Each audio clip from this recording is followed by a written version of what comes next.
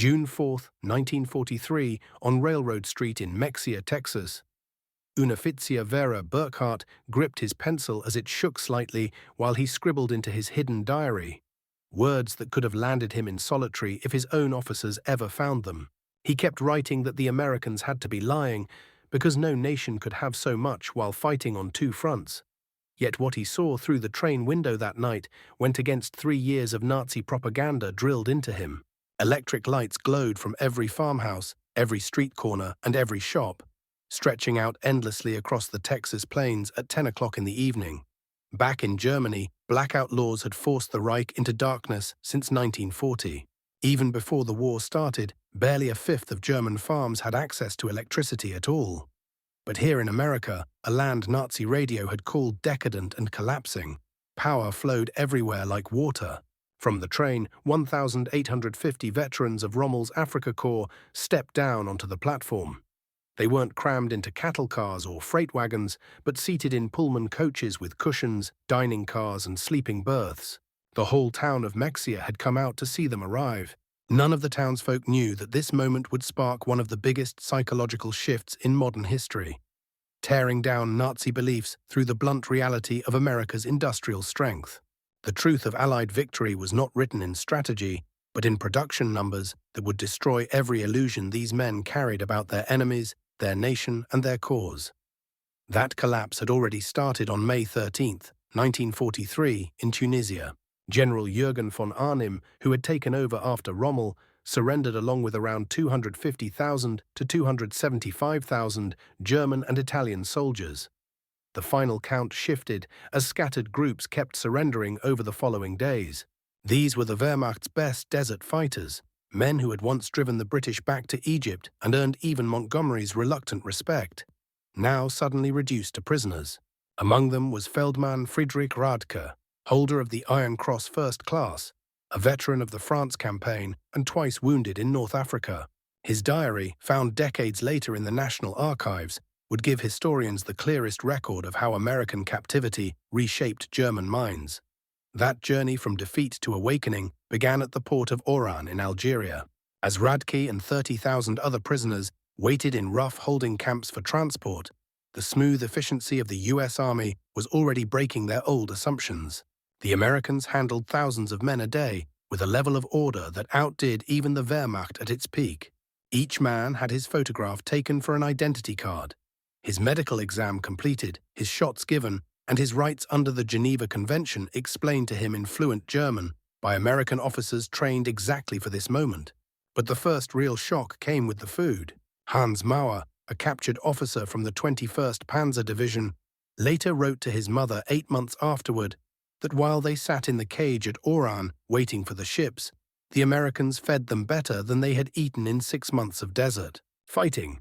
They had white bread, real coffee, and meat twice a day. At first, they thought it was propaganda meant to impress them, not realizing this was just the standard American ration. The Liberty ships that carried them across the Atlantic were themselves proof of industrial might. The SS Robert E. Peary had been built in 4 days, 15 hours, and 29 minutes at the Kaiser shipyards in Richmond, California.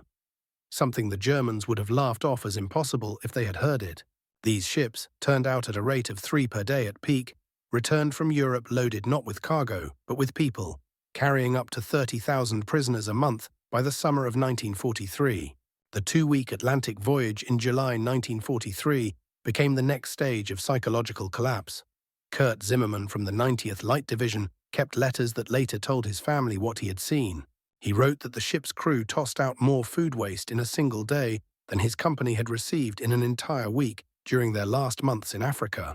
He described Americans throwing away half-eaten steaks, whole loaves of bread, and gallons of milk left out too long. They did it casually, not to insult anyone, but simply because it meant nothing to them. Their supplies had no end. Even the ships themselves turned into lessons in American strength. The prisoners learned they were riding on one of 2,710 Liberty ships built during the war, each requiring 250,000 parts produced in factories spread across 32 states. Guards explained that the engines came from 3 separate plants, each turning out 900 horsepower cylinders, later joined together at ports that had barely even existed 2 years earlier. Wilhelm von Stobern, a lieutenant colonel from a long Prussian military line, later recalled watching the radar antenna spin above the ship's bridge as they neared America. He admitted in his memoirs that they had believed only Germany and maybe Britain had such devices, and even then in small numbers, yet here it was standard on a cargo vessel. In that moment, he realized Germany's war was already lost. On August 2nd, 1943, they reached Norfolk Naval Base in Virginia. The sight of it destroyed what little faith remained in Nazi claims of American weakness. The base spread across more than 4,000 acres, its docks running for miles, cranes lifting and lowering cargo on dozens of ships at once. In one day, that single harbor moved more tonnage than Hamburg managed in a full week. A prisoner named Georg Weber, who had worked in a factory before being drafted, counted 47 cargo ships in different stages of loading or unloading. He noted how each crane did the work of 12 men and horses back home, moving with smooth electric power and without the choking coal smoke that covered German cities. The prisoners were placed into columns and marched toward waiting trains, passing parking lots packed with civilian cars, hundreds of them owned by dock workers.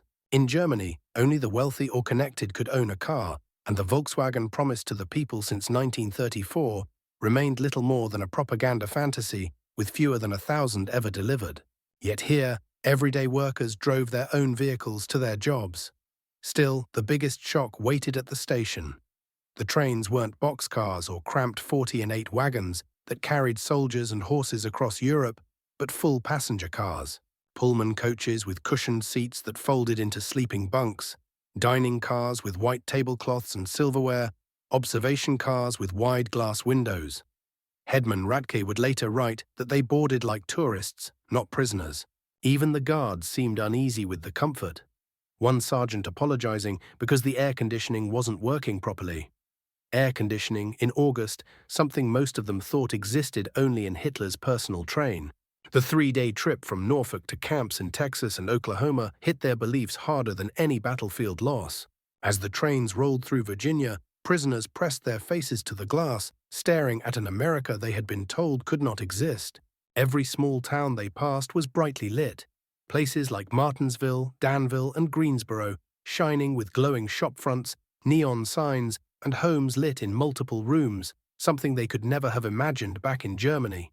The trains rolled past factories working through the night, their windows glowing bright, with parking lots still full even after midnight.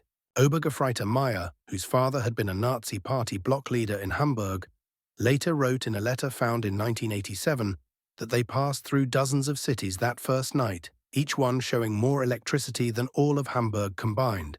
When the guards told them this was normal and that every American town had been electrified since the 1920s, he accused them of lying, but the guard only shrugged and said they would see for themselves. In Roanoke, Virginia, the train stopped for water and coal, and the prisoners watched as American railway crews completed in half an hour what would have taken 2 hours back in Germany. Coal was loaded by machines, water pumped by electricity, lubrication done with automated systems, every step proving American technical superiority. Even more unsettling was the casual wealth of the workers. They wore sturdy leather boots that would have cost a German laborer 2 months of wages. They drank Coca-Cola from glass bottles, tossing them away without hesitation. They smoked one cigarette after another, putting them out half-used. Heinrich Müller, once an electrical engineer at Siemens before the war, calculated that the single rail yard where they stopped consumed more power in 1 hour than his entire Berlin district used in a day.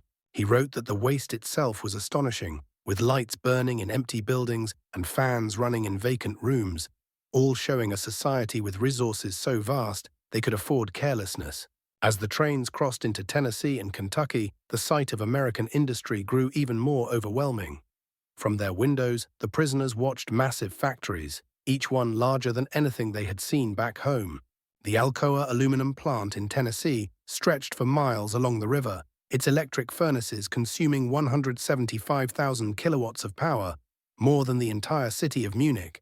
Near Louisville, they passed the Rubbertown complex, a cluster of 4 huge synthetic rubber plants built on empty ground in just 18 months, each one employing thousands of workers and together producing 800,000 tons of synthetic rubber a year. Germany, despite inventing the process, had never produced more than 120,000 tons in its best year. Oberleutnant Erich Hoffmann, a chemist from IG Farben, recognized the equipment immediately, later saying in an interview that he saw distillation towers and catalytic crackers more advanced than anything they had ever built in Germany. And here were 4 of them in one place with dozens more scattered across the country. The trains then passed Ford's Willow Run plant outside Detroit, a factory so large it could be seen from miles away. Built in just 9 months, it produced a B-24 Liberator bomber every 63 minutes.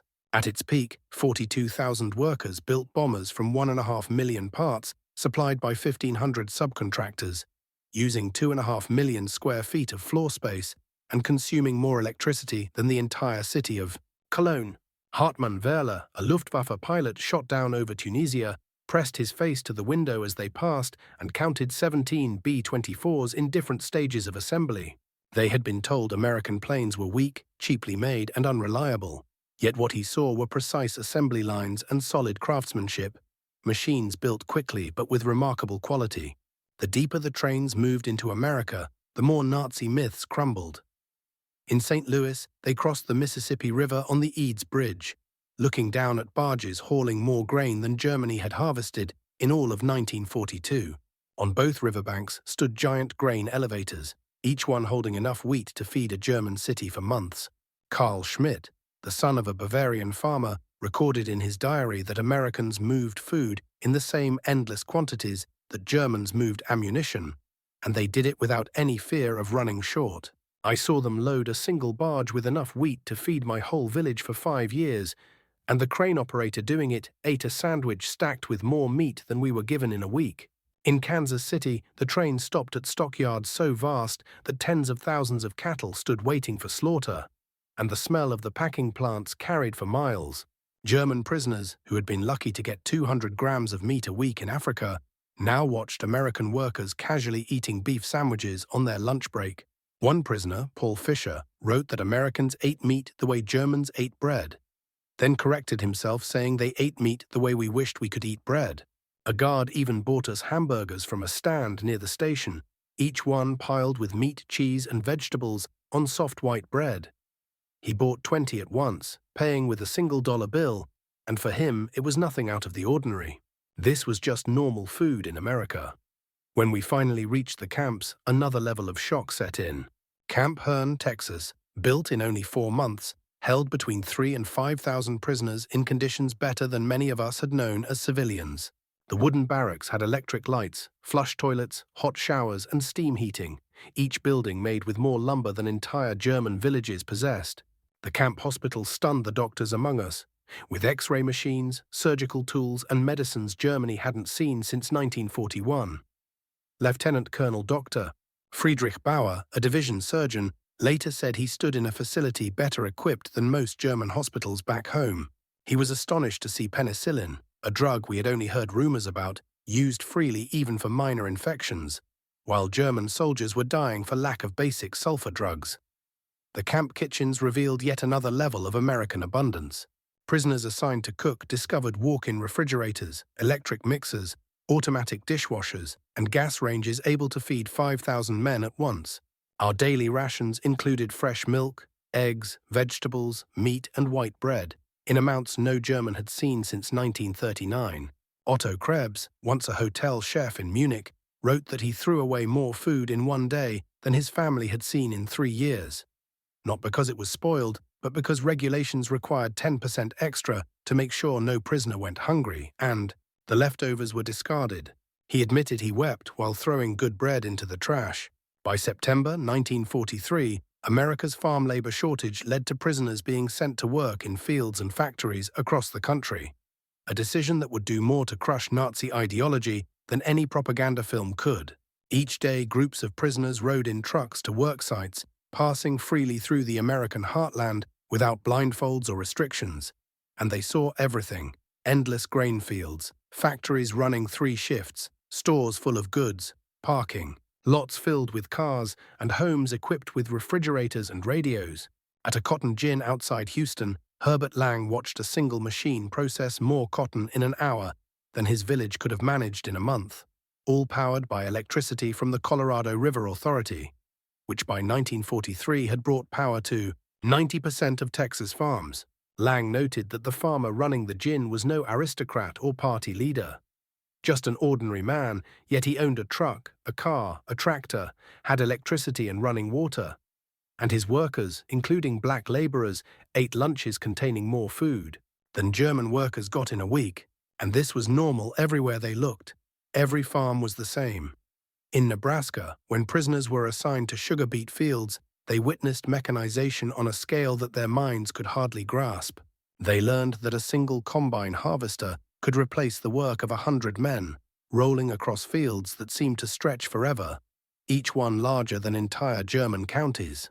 Farmers spoke of harvests that sounded like fantasy back home, with yields of 60 bushels of wheat per acre compared to Germany's 30 on the very best land. Wilhelm Hoffmann, working on a farm near Scottsbluff, wrote that the farmer's 16-year-old son drove a tractor worth more than everything his own father had earned in a lifetime. When he commented on this, the boy laughed and said it wasn't even a particularly good tractor, since his father was waiting for a new John Deere model that would be better still. For many, the most devastating revelations came when they worked near or inside American factories. Although Geneva Convention rules barred them from direct war production, prisoners were allowed to work in industries that freed American citizens for the military effort, which meant they witnessed U.S. industrial might firsthand. At a Campbell's soup factory in New Jersey, they watched production lines handle more tomatoes in a single day than German plants managed in a month. The facility ran with a skeleton crew of women and older men, since younger workers were serving in uniform, yet output was higher than it had been in peacetime. Ernst Wagner, once employed in a German food plant, noted how everything was automated. Electric belts carried goods, machines filled cans automatically, steam cookers processed hundreds at once. One elderly woman oversaw controls that replaced 50 workers in Germany, doing it all while sipping coffee and listening to the radio. Near Detroit, prisoners unloading coal at a power plant glimpsed the enormous River Rouge complex across the water, where 100,000 workers built jeeps, aircraft engines, and tanks. That plant consumed 1.5 million kilowatts of electricity each day, more than all of Hamburg. Franz Kellner later wrote about seeing the parking lots crowded with cars owned by ordinary workers. In Germany, even officers rarely had cars, yet here factory workers drove their own, and guards told them many had two, one for work and one for family use, something they at first thought was a cruel joke. By the winter of 1943, the weight of these experiences created what American intelligence called ideological collapse syndrome.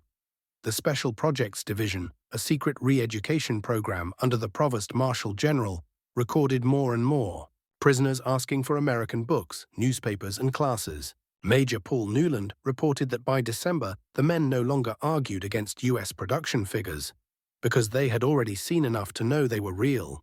Even the most devoted Nazis grew quiet, still loyal to Germany, but no longer speaking of victory, while others openly admitted they had been deceived about America. The camp newspapers written by prisoners themselves began to reflect this shift. Der Ruf, a paper published at Fort Kearny, Rhode Island, moved away from nationalist defiance toward debates about democracy, economics, and rebuilding after the war, with editors chosen from anti-Nazi prisoners who found their readers more receptive every week. Lieutenant Hermann Goetz, captured with the 10th Panzer Division, wrote in a letter that passed the censors that they had been told America was weak, divided, and run by Jews, incapable of real strength. But every day he saw proof of the opposite, calling it the most organized and powerful nation on earth. He concluded they had been told fairy tales by criminals. Yet perhaps the harshest blow to Nazi ideology came not from machines or factories, but from the treatment of Italian prisoners after Italy's surrender in September 1943. Italian prisoners who chose cooperation were placed into special service units, given better living quarters, higher pay, and greater freedom. Germans watched in disbelief as their former allies worked alongside Americans, eating in American restaurants and even courting American women. Friedrich Schultz later wrote that the Italians had betrayed Germany, yet were treated better by the Americans than Germany had ever treated them as allies. They worked freely, earned money, sent packages home, and received no hatred, and he admitted that this democracy he had been taught to despise seemed more honorable than their own system. Christmas of 1943 brought the most powerful impact of all. American churches, civic groups, and organizations sent 500,000 Christmas packages to German prisoners, men who only months earlier had fought against their soldiers. Each box carried cigarettes, sweets, toiletries, and small games. Communities invited prisoners to dinners, though rules prevented most from attending. At Camp Hearne in Texas, the local Methodist choir sang carols in German. Women from town sent homemade cookies and cakes, and the Boy Scouts delivered hand-drawn cards. This unexpected kindness broke apart the last hold of Nazi racial doctrine. Walter Müller, whose brother had died in Hamburg's bombings, wrote that Americans knew these men were enemies, with their own sons and husbands fighting against them, yet they showed Christian charity, not staged propaganda, but real kindness. He asked what kind of people treated enemies this way, and answered that only those utterly sure of victory and secure in their power could act so generously. The Christmas feast itself left men speechless, with turkey, ham, potatoes, gravy, vegetables, pies, and even ice cream in amounts not seen in Germany since before the First World War.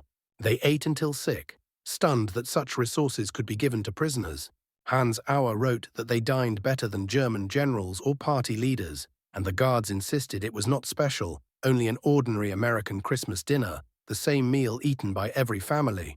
He wondered aloud if this was given to prisoners. What must American soldiers be eating? By early 1944, more than 40,000 German prisoners had entered educational programs.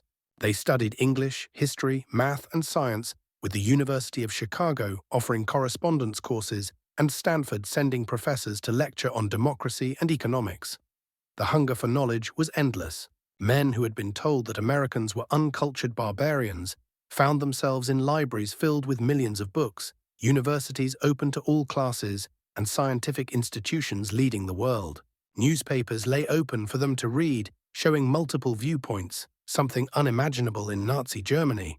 Wilhelm von Braun, a physicist from the Kaiser Wilhelm Institute, attended lectures on atomic physics at Camp Shelby, and later wrote that American professors, including Jewish refugees from Germany, taught without bitterness, describing science as a universal pursuit for all humanity. They were ahead of German research and shared their knowledge even with enemies, a generosity that Nazi minds could not comprehend. The camps showed American films, not propaganda, but actual Hollywood productions. They watched Gone with the Wind, seeing a story of defeat followed by recovery that mirrored their own situation, and they saw The Grapes of Wrath, shocked that America would display such harsh self-criticism before enemies. Lieutenant Joseph Kramer wrote that Americans hid nothing, showing failures and conflicts openly, and instead of weakness, this honesty gave them strength. In Germany, such criticism would have meant death, yet here it was considered patriotic. By spring of 1944, as American production reached its height, prisoner labor expanded further. Germans worked in canneries, mills, and factories, standing face to face with the full power of American industry. The numbers told their own story, one no propaganda could ever erase. At the Higgins Boat Factory in New Orleans, prisoners unloaded steel destined to become the landing craft of D-Day, watching as workers turned out 700 boats a month, each one built from 20,000 parts. The plant employed 20,000 people, including thousands of women who ran cranes, welded hulls, and oversaw assembly lines. Kurt Zimmerman later wrote that they had been told such things were impossible. Women doing men's jobs, black workers handling complex machinery, teenagers running drills. Yet the factory never paused, operating 3 shifts around the clock. In a single month, they built more boats than the German Navy managed in an entire year. At Republic Steel in Ohio, prisoners stood before blast furnaces producing 10,000 tons of steel every day, fueled by endless trains hauling iron from Minnesota and coal from Pennsylvania. The scale was staggering, one facility producing more steel than all of the Ruhr at its height. Paul Hartmann, who had worked at Krupp before the war, admitted that what he saw was beyond imagination. The plant spilled more steel in waste than Germany could manufacture, while workers grumbled about overtime as they produced amounts Germans couldn't match, even with slave labor and double shifts. The harvest of summer 1944 brought the final collapse of Nazi lies about American weakness.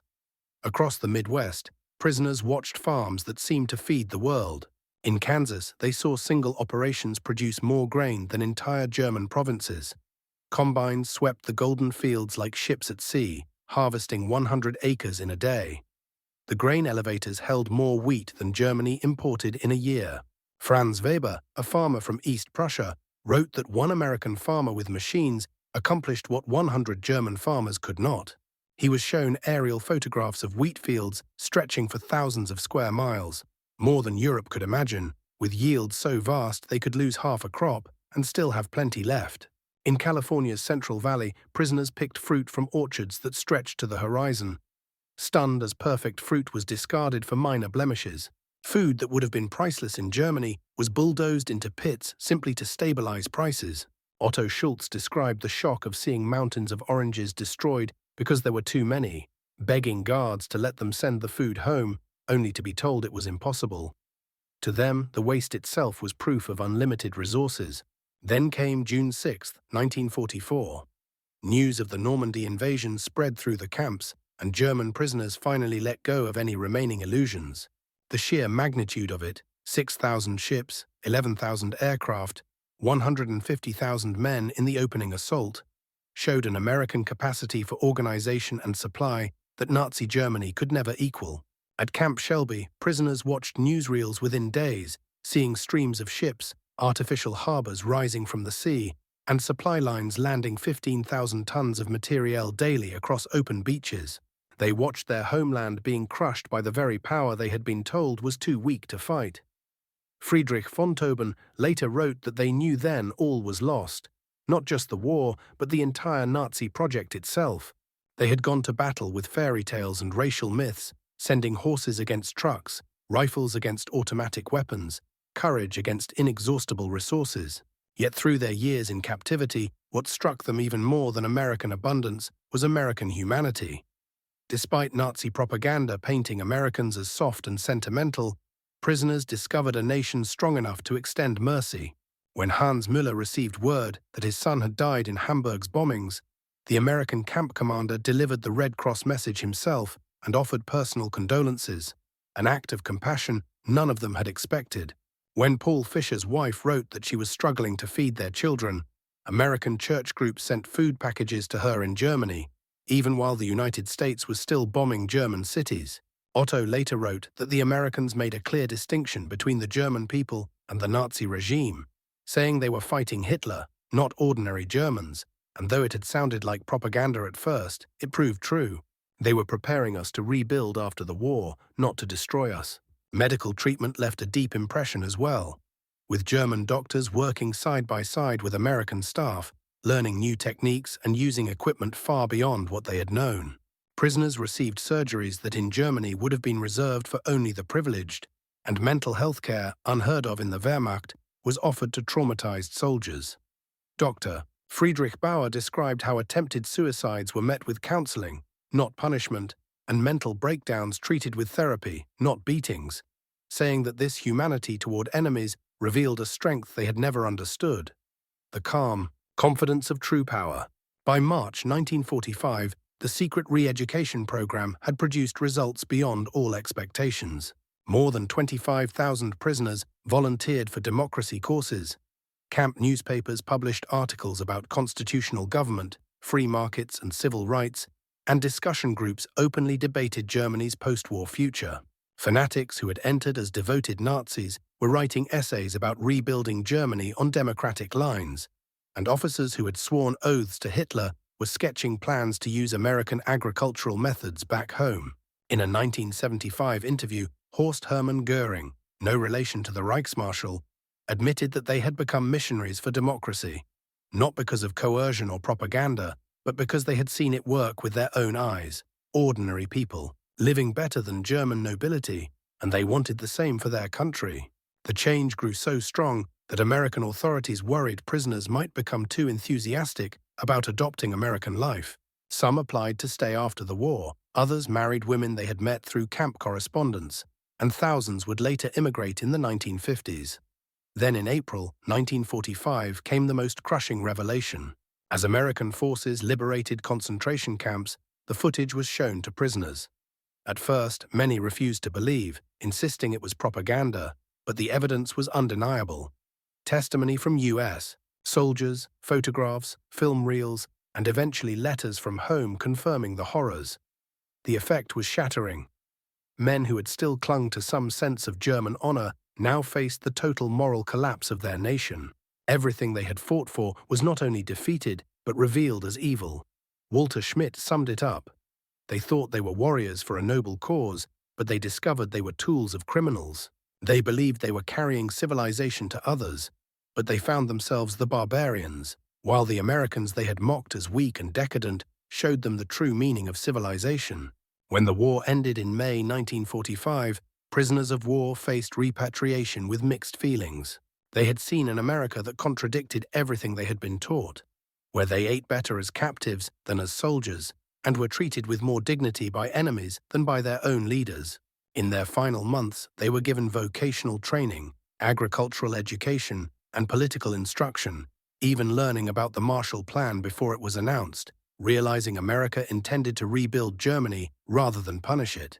Friedrich von Tauben wrote that the Americans had given them skills, knowledge, and hope, transforming defeated soldiers into future citizens. This generosity from victors was beyond comprehension to men raised on Nazi vindictiveness. Between 1945 and 1946, 371,683 German prisoners of war were returned home from American camps. They returned to a Germany that was divided, ruined, and stripped bare. Yet they carried something invaluable with them: the first-hand knowledge of how a free industrial society actually functioned. The men who had lived as prisoners in America became unwitting agents of Germany's post-war transformation, having seen with their own eyes industrial efficiency, agricultural abundance, and democratic prosperity. They knew rebuilding was possible because they had watched a nation that had already achieved it.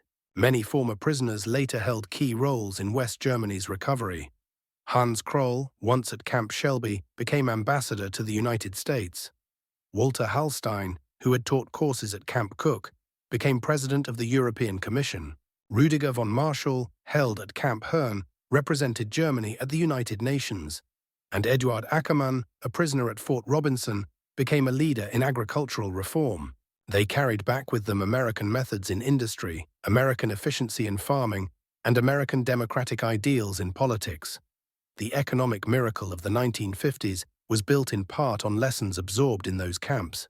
We learned that prosperity came from freedom, not conquest. Kroll later wrote in his memoirs, "We saw that democracy created wealth, that diversity brought strength, that treating workers with respect increased production." These were the lessons that shaped a new Germany. Historians have described the German prisoner experience in America as one of the most effective re-education programs in history, not achieved through coercion or flashy propaganda, but through exposure to daily life.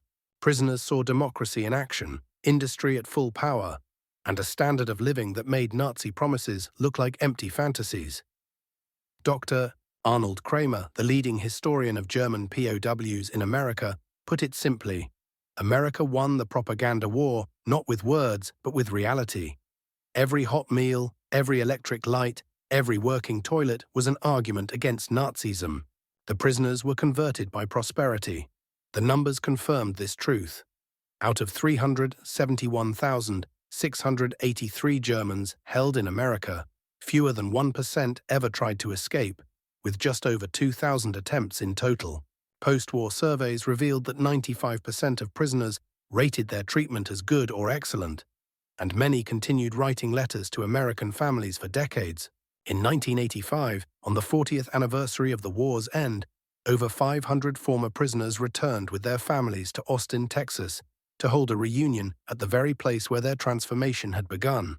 Hans Vey, once held at Fort Robinson and later a physician in Maine, told the gathering that life in the camps had been an improvement for many who had grown up in poor German flats, because in America they discovered running water, central heating, plentiful food, and above all dignity. Kurt Meyer, who had worked on farms in Iowa, recalled how American farmers treated them not as enemies, but as young men far from home, sharing their food, their knowledge, and even their houses, showing a humanity that forever changed them. At the reunion dinner, 78-year-old Horst Hermann Goetz gave the keynote speech that summed up their journey. "We came to America as enemies, as Nazis, As believers in lies, he said. We left as friends, as Democrats, as men who had seen the truth. America showed us that real strength comes not from conquest, but from production, not from hatred, but from diversity, not from tyranny, but from freedom. We saw the arsenal of democracy in full power, farmers who fed the world, workers who built the weapons of victory, and citizens who treated their enemies with dignity. We came to understand that America's greatest weapon was not its bombs or its tanks, but its endless power to create and its quiet confidence in itself. We returned to Germany with a new mission, to build a society that produced instead of destroyed, that found prosperity in peace instead of war. The Germany that rose from ruins carried lessons first learned inside American prison camps. We who once arrived as conquerors departed as students. To America, from those who had been your enemies but became your friends, thank you for showing us the way. The hall erupted in applause, Americans and Germans together, former foes now bound by recognition of a change that had once seemed unimaginable when the first trains pulled into Texas in June 1943. The scale of the German prisoner experience in America can be measured in numbers as well as memories. More than 500 camps stretched across 45 states, everyone except Nevada, North Dakota, and Vermont. There were 175 main camps and 325 branch camps, each able to hold anywhere from 250 to 12,000 men, built in an average of 90 days. By war's end, 371,683 German prisoners had been held in America, part of a total of 425,871 Axis prisoners. The peak came in May 1945, with an average of 20,000 new arrivals per month in 1943, 30,000 after D-Day, and 60,000 in the final months. Their labor filled critical shortages in 46 states, amounting to 14 million man-days of farm work, 100 million board feet of lumber, and an estimated $230 million of value at the time, all for 80 cents a day in prisoner wages. Escape was nearly non-existent, with only 2,222 attempts recorded, just 0.6%, and none ever permanent, most caught within a day, and no American civilians harmed. Education thrived, with over 40,000 enrolled in courses, 135 camp newspapers published, 30,000 learning English, 15,000 in vocational programs, and 8,000 taking university correspondence classes. After the war, about 5,000 former prisoners immigrated to the United States. More than 12,000 kept correspondence with American families, and many returned later as tourists or business partners, with average letter exchanges lasting more than 3 decades. Surveys showed that 95% rated their treatment as good or excellent. 74% admitted captivity had changed their outlook. 61% said they wanted to learn about democracy, and fewer than 10% still held hard Nazi beliefs by 1945. These men did more than witness history, they were reshaped by it. Captivity became an education, defeat turned into enlightenment, and imprisonment freed them from the mental chains of Nazism. In the end, America's greatest victory was not won on battlefields, but in the quiet power of its prison camps, where prosperity, dignity, and freedom spoke louder than guns. The prisoners had arrived convinced of German superiority and American weakness, but they left knowing the opposite was true. America's industrial capacity was not only vast, it was beyond comprehension for men raised in scarcity and dictatorship. The trains that had carried warriors of the Reich into captivity in 1943 returned them in 1946 as architects of a new democracy. They had glimpsed the future, and they saw that it worked. Their story proves a profound truth. The most powerful weapon America possessed was not military destruction, but the living proof of what a free society could create. German prisoners were shocked by American industry, but it was that very abundance that changed them. Out of their transformation grew the seeds of Europe's renewal and the final death of the Nazi dream. They went back to Germany no longer just as defeated men, but as witnesses to what freedom could achieve. The miracle that rebuilt West Germany in the 1950s stood on foundations laid in those American prison camps, where enemy soldiers learned that prosperity is born not from conquest, but from freedom, not from racial pride, but from human dignity, not from tyranny, but from cooperation in democracy. The German prisoners had come to America expecting to find a broken country, weak, divided, and close to collapse. Instead, they walked into the heart of an industrial giant with endless power and a surprising measure of humanity. They arrived as captives of war, but left as witnesses to democracy's arsenal at its height. Their wonder at America's abundance planted the psychological seeds that would later grow into the Atlantic Alliance, the Marshall Plan, and Germany's democratic rebirth. They had seen America firsthand, and they would never be the same again. Their children would grow up in a free Germany allied with the very nation they once fought, a partnership born the day 1,850 veterans of the Afrika Korps stepped off a train in Mexia, Texas, and realized everything they had been told was a lie. The story of German prisoners in America is, at its heart, a story of redemption through revelation. It shows that the greatest victories are not always won through destruction, but through demonstration, not through propaganda, but through prosperity, not through hatred, but through humanity. Those soldiers who had once carried the flag of Nazism became unlikely ambassadors of democracy, bringing home the seeds of a transformation that would grow into one of the most successful reconstructions in modern history. Their journey from Nazi warriors to democratic citizens stands as one of the most extraordinary changes of the 20th century, achieved not by force, but by the undeniable proof of what free people could build together. That, in the end, was America's true secret weapon. Not just its unmatched ability to turn out tanks and planes, but its ability to turn enemies into friends through the quiet, steady power of example. The German prisoners had been shocked by America's industrial strength, but it was the transformation inside themselves that mattered most. And in that change, they carried home the foundation for a better world.